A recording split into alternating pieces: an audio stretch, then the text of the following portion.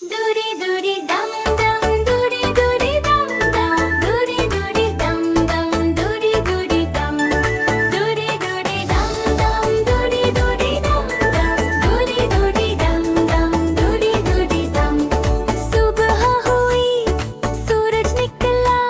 चिड़िया बोले मधुर शोर बच्चा जागा आँख खोली नया दिन लाए खुशियों का दौर दूरी दूरी दम दम दूरी दूरी दम दम दूरी दूरी दम दम दूरी दूरी दम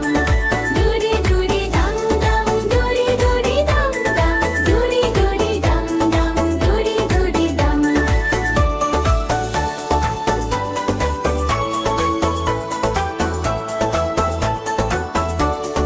दमक दमक के बच्चा नाचे ताली बजाए सबको बुलाए खिल खिल हंस के मन बहलाए घूम घूम के रंग जमाए दूरी दूरी दम दम दूरी दूरी दम दम दूरी दूरी दम दम दूरी दूरी दम दूरी दूरी दम दम दूरी दूरी दम दम दूरी दूरी दम दम दूरी दूरी दम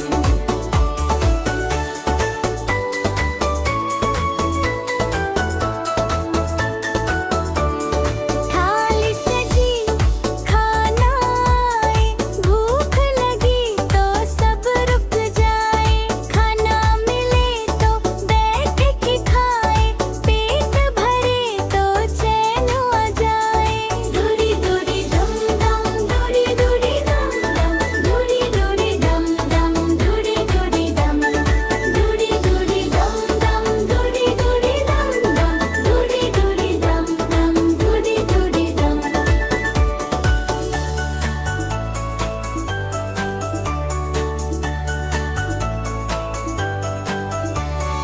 रात